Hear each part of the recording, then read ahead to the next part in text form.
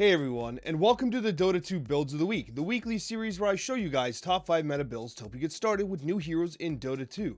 As always, a link to my Twitch is down in the description below, as is a link to each of these 5 builds we're going to be discussing today. Today we're getting started with Position 1 Anti-Mage. Anti-Mage has actually seen a resurgence in the meta, especially in the pro scene. People are picking him, often saving him for last pick, so that they can use his mobility and his ability to farm very rapidly in order to end the game early.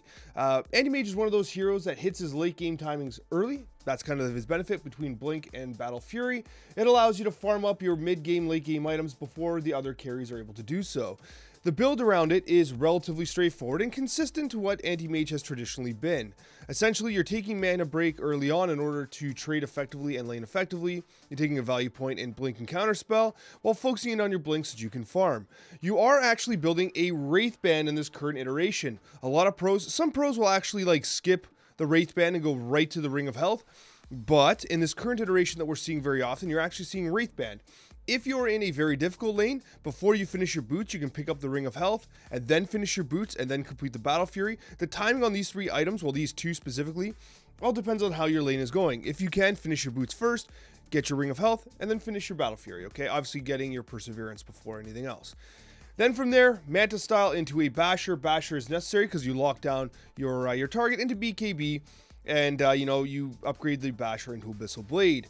Essentially, the way you play Anti-Mage is you build your Battle Fury, and with your Blink, you basically blink from camp to camp, you farm as fast as you can, and then once you get your Manta and Basher, you are team fighting, you're being aggressive, you're taking advantage of your power spike there, and then once you get your BKB Abyssal Blade, you should be able to end the game. You don't want the game to go way too long, because someone like a Luna might actually outcarry you, or a Sven, or someone like that.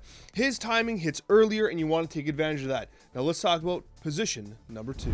Now here's a hero that we don't often get to speak about. Templar Assassin is an absolutely fantastic mid right now, but TA actually has some inherent complexity to her. As it is, mid is hard enough for most new players to get involved with, and you add TA, a very complex hero, when you compare it to what we usually recommend, like a Zeus or a Dragon Knight.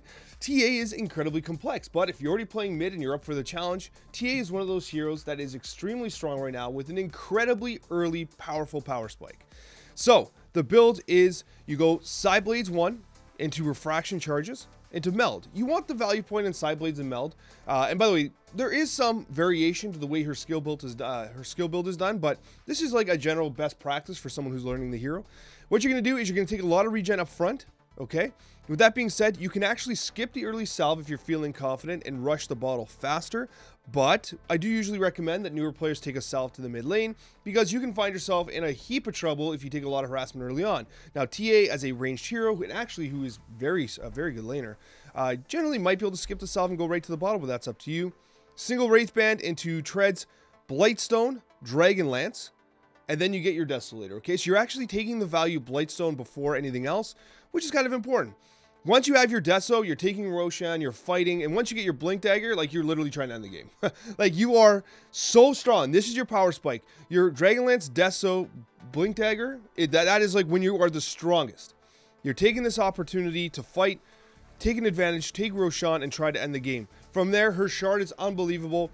It has a silence. It makes her traps silence effectively, and it increases their vision as well. It makes her creates so much vision, so much map potential that it's one of the best shards in the game. Once you have BKB as well, you become an unstoppable force. Now remember, TA will fall off, kind of like Anti-Mage. TA will fall off in the later components of the game. So it's very important that you take these power spikes and you end the game with them, okay? Mainly around the power spike around Deso, Blink Dagger. That is when you are one of the strongest heroes in the game and almost impossible to fight into. Position 3 offlane, Primal Beast is an absolute monster. I mean, he's literally a monster. But anyways, Primal Beast has seen a lot of play in different positions, and you're seeing some play in him in the support roles as well, but mostly, it looks like position 3 is kind of his sweet spot. That's what more people are settling on. And the way you build him is to build him as an aggressive right-clicking hero that dominates the laning stage and allows your team to take over the mid game. This is how you do it. Basically, you're taking a value point in Uproar early into Trample and 1 value point of Onslaught. Now, the reason why you're taking Uproar is because the bonus damage you get from Uproar actually it synergizes with Trample because you get an attack damage modifier 40%. So, you Uproar, and then you trample and you do more damage, okay? With that being said, you're taking as much stats as you can up front. Literally almost all stats. In fact, some pros are even not taking tangos right away and taking even more stats up front. But I think that's crazy. We're not pros. So anyways, we take some tangos. Double bracer, phase boots, into windlace. You're thinking, Alex, why windlace? You already have phase boots, and why do you want the windlace? Because he right clicks so damn hard. If you can consistently trade with your phase boots and windlace and stay on top of them with your stats, like, no one can fight into you. No one can trade with uproar and trample. Like, they just can't. And when you're trampling, if you have phase boots, windlace, like, they just can't get away from you. Like, there's so few heroes that can get away. Like, an Anti-Mage can blink, sure. But a Sven just dies. Like, you can't do anything, right? And then you go Soul Ring. Increased strength, increased armor, better trading, and you get to actually utilize your spells, which, I mean, he's a strength hero, so he doesn't have a lot of mana. BKB. Absolutely necessary for this hero. Basically, everything he does, pulverize, trample, onslaught, if he gets controlled or stunned, it gets canceled. He can't do anything. If he's being controlled, he literally can't do anything. He's a useless hero if he can get stunned. So that's why BKB is so important, because if you don't have BKB, you can't team fight. Blink synergizes well with Pulverize, especially considering that level 3 Pulverize's cooldown is only 24 seconds. A lot of people don't realize that. And then you go Kaya Sange. Now, one thing I will say, if you do go Kaya Sange, it might be worth taking the 25 talent where you get additional spell lifesteal, because this amps that, right? You get, you know, lifesteal amplification. It's a great item. So if you are going Kaya Sange, you probably don't take the Pulverize cooldown and you take the life. I should probably, you know, I'm going to change that right now. Live edit. We're changing it. Because I do have this, but it should have been like that anyway. Anyways, boom, done. So if you're going Kaya Sange, it's better to take this talent. If you don't go Kaya Sange and you take one of the other items depending on the game, you can take the Pulverized Duration. But whatever, in this build, we're going Kaya Sange. And then his Agnum Shard, which allows him to throw Boulder and stun someone. With that being said, you are focusing in on being extremely fast early on. You want to have an amazing early on spike. No one can fight into you. You're one of the strongest early heroes in the game, so use that to your advantage. Alright, so here's a guy that is not seeing that much play in the pro scene, but I'm bringing him up in this video because as a position 4, and even 5 really, he has a tremendous win rate right now at all levels of MMR. Like, he is low-key one of the best supports in the game right now, and kind of no one's talking about him. His win rate is incredible, especially at lower brackets. So anyways, Silencer. Absolutely incredible right now.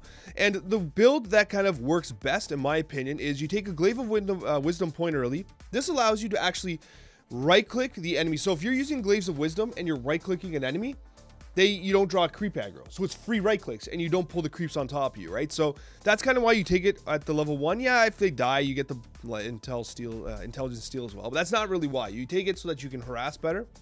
Last word, the base damage is 120 right off the bat. The silence is useful as well. And then you max out Arcane Curse, because it's hella annoying. From there, right, you're taking, obviously you're taking your Sentry Ward, you gotta block that camp. Whatever camp it is, either side, you're blocking camp with your 4 or 5. And then you're going Ring of Basilius into Tranquils, Veil of Discord into Ags. That's right, you're rushing his Ags. Now, I know it's greedy, and in some games, you're against like a Slark or Clock, you might want to go 4 Staff. Glimmer's great too in some games, but you really want to get to this Agnum Scepter. It is absolutely insane. It makes... oh man, it makes the Arcane Curse and Last Word combo absolutely disgusting. It is such a good skill. And talent-wise, you're focusing in on Arcane Curse here, Global Silence. I mean, the Last Word multiplier is good too, but especially if you're going Ags, you could consider at 20 going the Last Word int multiplier. But if you're a support, like the Global Silence cooldown is just so good too. And then finally, with Last Word mutes, like you literally have an AoE mute. That's insane. So anyways, he's such a good hero right now. He's so fun to play. He's so oppressive. And remember, with Global Silence, you cancel channeled abilities, right? So if you're against, like, obviously, like an Enigma who's black holing, you Global Silence, it pierces all BKBs, and you cancel the channel. So he's an incredible hero, guys. One worth trying right now.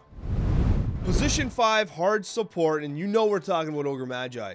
This guy is an absolute beauty. I mean, how can you not love playing Ogre Magi? Like, he does so much damage with Ignite. He's got a stun.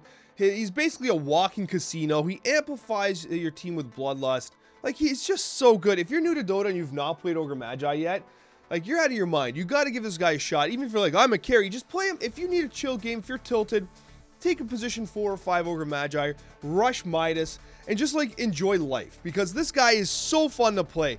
I mean, literally his build could not be more straightforward. you're taking Ignite, you're taking your value point in Fire Blast and Bloodlust. You always want the value point in Bloodlust so you can help your carry farm faster. It's a little mana intensive, but anyways, from there, right, like, honestly, you're focusing on getting Ignite. You can even take the Ignite DPS here. You take the Fire Blast cooldown if, like, they have, like, Quaps and Anti-Mages and heroes that you need to lock down a little better. Puck's a good choice as well. But anyways, in this particular build, you are being kind of like an upfront harasser. You're taking double tangos into Orb of Venom. You're getting on top of enemies. You right-click them with the Orb of Venom. You cast your Ignite, and you just keep right-clicking them, and no one can trade into Ogre Magi. Boots into Aether Lens, into Tranquil Boots. And one thing I will say, he has a ton of inherent regeneration, right? So it's not crazy going something like a Soul Ring on him. Honestly, he has incredible regeneration. So Soul Ring's not a bad idea. It's not a bad idea. Midas, as I said, it's just, oh my god, it's a grief sometimes, but there's no hero in the game that's more satisfying to build a Midas on than Ogre Magi. So if you need to chill, just build it. He has a great Ags shard. If, like, you're against, like, a PA or a Sven or someone that right-clicks really hard, Wraith King, like, his shard can save your team. He's just so good, man. Like, I'm going to play an Ogre Magi game after this. So, also, I did do a full beginner's guide for Ogre Magi. So, if you are interested in learning him from scratch, I'll link it up above. But anyways, guys, honestly, that's it for this week. If you have any questions, let me know in the comments below. Be sure to check us out on Twitch. We have a lot of fun there. Thank you guys so much for watching, and a very special thank you to all of our wonderful subscribers. Guys, we'll see you in the next Dota 2 video.